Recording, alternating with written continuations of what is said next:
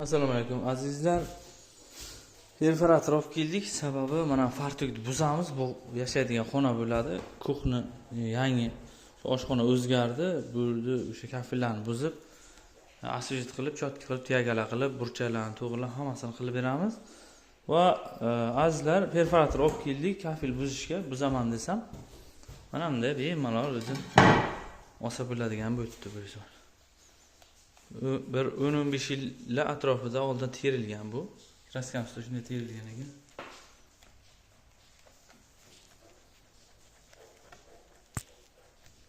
Perforatorga hojat yo'q ekan bu yoqqa. Bemalol shunday buzib olsa bo'lardi.